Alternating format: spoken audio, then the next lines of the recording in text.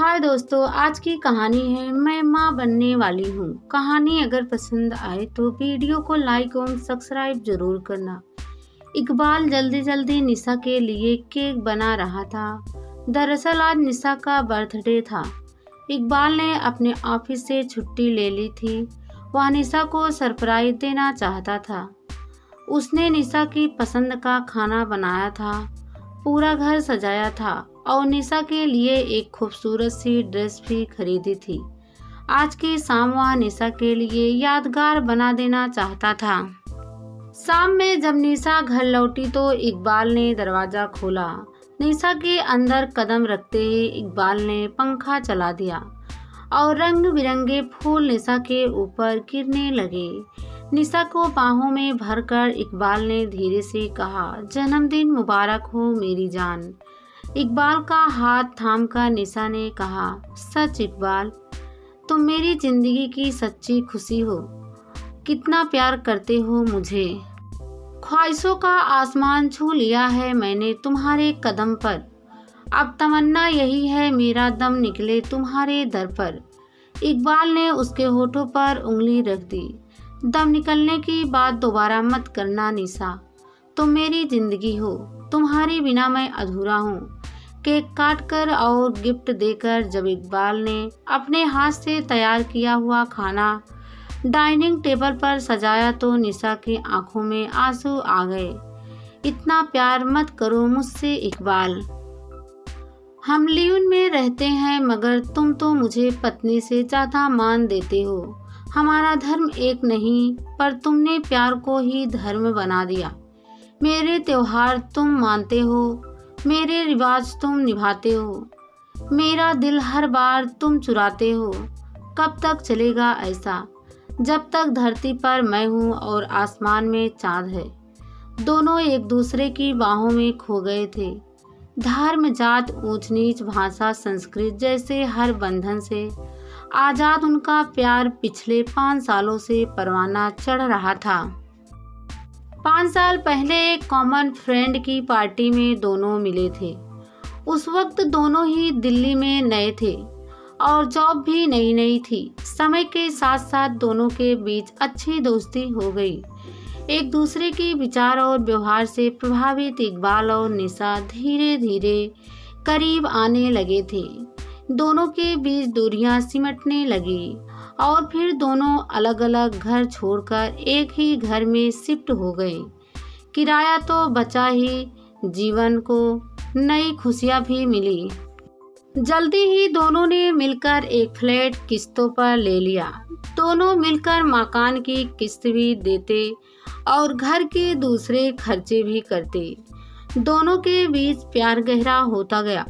रिश्ता गहरा हुआ तो दोनों ने घर वालों को बताने की सोची। इकबाल के घर वालों में केवल माँ थी जो बहुत सीधी थी। वह तुरंत मान गई थी। मगर निशा के यहाँ स्थिति विपरीत थी। उसके पिता इलाहाबाद के जाने माने उद्योगपति थे। शहर में अपनी कोठी थी। 3 से 4 फैक्ट्रियां थी। 100 से ज्यादा मजदूर काम करते थे। उनकी शानो शौकत ही अलग थी। पैसों की कोई कमी नहीं थी, पर पति पत्नी दोनों ही अव्वल दर्जे के धार्मिक और कट्टर मिजाज थे। माँ अक्सर ही धार्मिक कार्यक्रमों में शरीक हुआ करती थी। धर्म की तो बात ही अलग है। यहाँ तो जात के साथ साथ गोत्र, वर्ण, कुंडली सब कुछ देखा जाता था। ऐसे में निशा को हिम्मत ही नहीं हो रही थी कि वह घर वालों से कुछ कहे। एक बार दिवाली की छुट्टियों में जब वह घर गई तो उसे शादी के लिए योग्य लड़कों की तस्वीरें दिखाई गई। निशा ने तब पिता से सवाल किया, पापा, क्या मैं अपनी पसंद के लड़के से शादी नहीं कर सकती? पापा ने गुस्से से उसकी तरफ देखा। तब तक माँ ने उन्हें चुप रहने का इशारा किया और बोली, देख बेटा, तू अपनी पसंद की शादी करने को तो कर सकती है, पर इतना ध्यान रखना कि लड़का अपने धर्म, अपनी जाति और अपनी हैसियत का होना चाहिए। थोड़ी भी इधर उधर हम सब क्या नहीं करेंगे, इसलिए प्यार करना भी है तो आंखें खोलकर, वरना तू तो जानती ही है गोलियां चल जाएगी। जी माँ, कहकर निशा खामोश हो गई। उससे पता था कि इकबाल के बारे में बताकर वह खुद ही अपने पैर पर कुल्हाड़ी दे मारेगी, इसलिए उसने रिश्ते का सच छिपाए रखना ही उचित समझा। वक्त इसी तरह बीतता रहा। एक दिन सुबह निशा बड़ी परेशान सी बालकनी में खड़ी थी। इकबाल ने पीछे से उसे बाहों में भरते हुए पूछा, हमारी बेगम के चेहरे पर उदासी के बादल क्यों छाए हुए हैं? निशा ने खुद को छुड़ाते हुए परेशान स्वर में कहा, क्योंकि आपके शहजादे दुनिया में आने के लिए निकल चुके हैं क्या? हाँ इकबाल, मैं माँ बनने वाली हूँ और यह जिम्मेदारी मैं अभी उठा नहीं सकती। तो ठीक है निशा, गर्भपात करा लो, मुझे भी यही सही लग रहा है। पर क्या यह इतना आसान होगा? आसान तो नहीं होगा, बट डोंट वेरी, हम पति पत्नी की तरह व्यवहार करेंगे और कहेंगे कि एक बच्चा पहले से है और इसलिए अभी दूसरा बच्चा इतनी जल्दी नहीं चाहते। देखो क्या होता है। शाम को आ जाना मेरे ऑफिस में, वहीं से लेडी डॉक्टर के पास चलेंगे। और फिर निशा ने वह बच्चा गिरा दिया। इसके 5 से 6 महीने बाद एक बार फिर गर्भपात कराना पड़ा। निशा को काफी अपराध बोध हो रहा था, शरीर भी कमजोर हो गया था, पर वह करती क्या? उसे कोई और रास्ता ही समझ नहीं आया था। पर अब इस बात को लेकर वह काफी सतर्क हो गई थी और जरूरी एहतियात भी लेने लगी थी। एक दिन ऑफिस में ही उसके पास खबर आई कि उसके पिता का एक्सीडेंट हो गया है और वे काफी गंभीर अवस्था में हैं। निशा एकदम बदहवास सी घर लौटी और जरूरी सामान बैग में डालकर निकल पड़ी। अगली सुबह वह हॉस्पिटल में थी। उसके पापा आखिरी सांसें ले रहे थे। उसे देखते ही पापा ने कुछ बोलने की कोशिश की तो वह करीब खिसक आई और हाथ पकड़कर कहने लगी, बोलो पापा, आप क्या कहना चाहते हैं? बेटा, मैं चाहता हूँ कि मेरा सारा काम तुम्हारा चचेरा भाई नहीं बल्कि तुम संभालो। वादा कर बेटा। निशा ने उनके हाथों पर अपना हाथ रखकर वादा किया। फिर कुछ ही देर बाद उनका देहांत हो गया।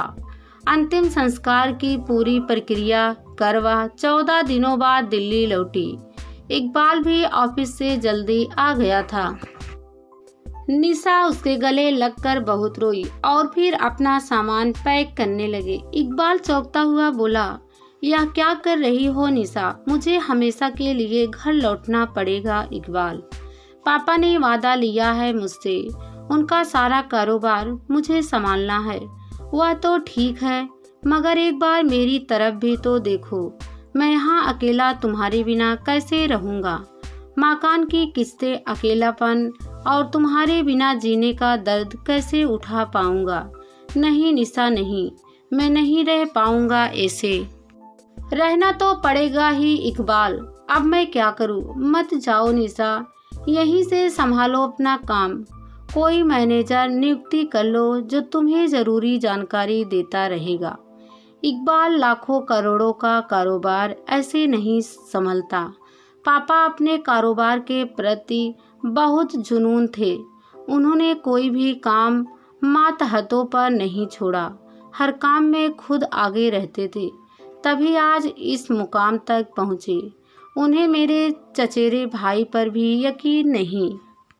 मेरे भरोसे छोड़कर गए हैं सब कुछ और मैं उनको दिया गया अंतिम वचन कभी तोड़ नहीं सकती। और मुझसे किया गया प्यार के वादे, उनका क्या? उन्हें ऐसे ही तोड़ दोगी? नहीं निशा, तुम्हारे बिना मैं यहाँ 2 दिन भी नहीं रह सकता। तो फिर चले आओ ना। आंखों में चमक लिए निशा ने कहा, मतलब? देखो इकबाल, तुम एक बार मेरे पास इलाहाबाद आ जाओ, हमें एक दूसरे की कंपनी मिल जाएगी और फिर देखेंगे, कोई ना कोई रास्ता भी निकाल ही लेंगे। फिर क्या था, 10 दिन के अंदर ही इकबाल इलाहाबाद पहुंच गया। दोनों ने एक होटल में मुलाकात कर आगे की योजना तैयार की। अगली सुबह इकबाल मैनेजर बनकर निशा के घर में खड़ा था। निशा ने अपनी माँ से इकबाल का परिचय कराया। माँ, यह परम है, हमारे नए मैनेजर। इकबाल ने बढ़कर माँ के पैर छू लिए तो माँ एकदम से अलग होती हुई बोली, अरे नहीं बेटा, तुम मैनेजर हो, मेरे पैर क्यों छू रहे हो? क्योंकि बड़ों के आशीर्वाद से ही सफलता के रास्ते खुलते हैं माँ। बेटा, अब तुमने मुझे माँ कहा है तो यही आशीर्वाद देती हूँ कि तुम्हारी हर इच्छा पूरी हो। परम यानी इकबाल ने हाथ जोड़कर आशीर्वाद लिया और अपने काम में लग गया। निशा ने माँ को बताया, माँ, दरअसल परम कॉलेज में मेरा क्लासमेट था। इसने MBA की पढ़ाई की हुई है।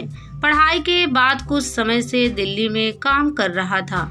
यहाँ मुझे अकेले इतना बड़ा कारोबार संभालना था तो मेरी हेल्प के लिए आया है। वैसे इसका घर तो रामपुर में है। बिल्कुल अकेला है यह। माँ, क्या हम इसे अपने बड़े से घर में रहने के लिए एक छोटा सा कमरा दे सकते हैं? क्यों नहीं बेटा, इसे गेस्ट रूम में ठहरा दो। कुछ दिनों में यह खुद अपने लिए कोई घर ढूंढ लेगा। जी माँ, कहकर निशा अपने कैबिन में चली गई। योजना का पहला चरण सफलतापूर्वक संपन्न हुआ था। इकबाल घर में आ भी गया था और माँ को कोई शक भी नहीं हुआ था।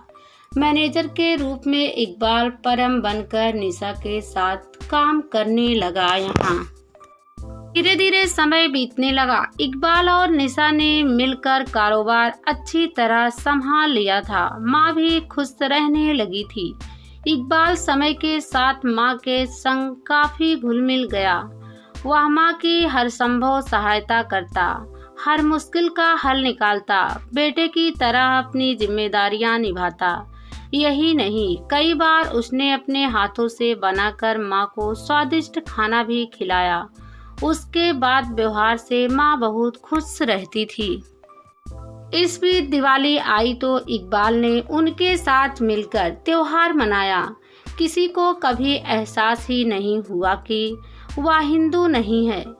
एक बार कारोबार के किसी काम के सिलसिले में निशा को दिल्ली जाना था। इकबाल भी साथ जा रहा था। तभी माँ ने कहा कि वे भी दिल्ली घूमना चाहती हैं। बस फिर क्या था, तीनों ने काम के साथ साथ घूमने का भी कार्यक्रम बना लिया। तीनों अपनी गाड़ी से दिल्ली के लिए निकले। लेकिन नोएडा के पास हाईवे पर अचानक निशा की गाड़ी का एक्सीडेंट हो गया। उस वक्त निशा गाड़ी चला रही थी और माँ बगल में बैठी थी। एक्सीडेंट इतना भयंकर हुआ कि गाड़ी पूरी तरह डैमेज हो गई। निशा को गहरी चोट लगी, पर उतनी नहीं जितनी माँ को लगी। माँ के सिर में कांच घुस गया था और खून बह रहा था। वह बीच बीच में होश में आ रही थी और फिर बेहोश हो जा रही थी। करीब 2 किलोमीटर की दूरी पर एक बड़ा अस्पताल था। निशा ने माँ को वहीं एडमिट करने का फैसला लिया। रात का समय था। हाईवे का वह इलाका थोड़ा सुनसान था। हाथ देने पर भी कोई भी गाड़ी रुकने का नाम नहीं ले रही थी। कोई और उपाय ना देखकर इकबाल ने माँ को गोद में उठाया और तेजी से अस्पताल की तरफ भागा। पीछे पीछे निशा भी भाग रही थी। निशा ने एम्बुलेंस वाले को कॉल किया, मगर एम्बुलेंस को आने में वक्त लग रहा था। इतनी देर में इकबाल खुद ही माँ को गोद में उठाए अस्पताल पहुँच गया। माँ को तुरंत ICU में एडमिट किया गया। उन्हें खून की जरूरत थी। संयोग था कि इकबाल का ब्लड ग्रुप जो पॉजिटिव था, उसने माँ को अपना खून दे दिया। माँ को बचा लिया गया था। इस दौरान इकबाल लगातार दौड़ धूप करता रहा। इस घटना ने माँ के दिल में इकबाल की जगह बहुत ऊंची कर दी थी। वापस घर लौटकर एक दिन माँ ने इकबाल को सामने बैठाया और प्यार से उसके बारे में सब कुछ पूछने लगी। पास ही निशा भी बैठी हुई थी। निशा ने माँ का हाथ पकड़कर कहा, माँ, मैं आज आपसे एक हकीकत बताना चाहती हूँ। वह क्या बेटा? माँ, यह परम नहीं, इकबाल है। हमने झूठ कहा था आपसे। इतना कहकर वह खामोश हो गई और माँ की तरफ देखने लगी। माँ ने गौर से इकबाल की तरफ देखा और वहाँ से उठकर अपने कमरे में चली गई। दरवाजा बंद कर लिया। निशा और इकबाल का चेहरा फक पड़ गया। उन्हें समझ नहीं आ रहा था कि अब इस परिस्थितियों से कैसे निपटे। अगले दिन तक माँ ने दरवाजा नहीं खोला तो निशा को बहुत चिंता हुई। वह दरवाजा पीटती हुई रोती रोती बोली, माँ, माफ कर दो हमें। तुम नहीं चाहती हो तो मैं इकबाल को वापस भेज दूंगी। गलती मैंने की है, इकबाल ने नहीं। मैंने ही उसे परम बनकर आने को कहा था। प्लीज माँ, माफ कर दो। माँ ने दरवाजा खोल दिया और मुंह घुमाकर बोली, गलती तुम्हारी नहीं, गलती परम की भी नहीं। गलती तो मेरी है जो मैं उसे पहचान ना सकी। निशा और इकबाल परेशान से एक दूसरे की तरफ देखने लगे। तभी पलटते हुए माँ ने हंसकर कहा, बेटा, मैं ही पहचान ना सकी कि तुम दोनों के बीच कितना गहरा प्यार है। इकबाल कितना अच्छा इंसान है। धर्म या जात से क्या होता है, यदि सोचो तो समझ आएगा। बेटा, पल भर में मेरा धर्म भी तो बदल गया ना।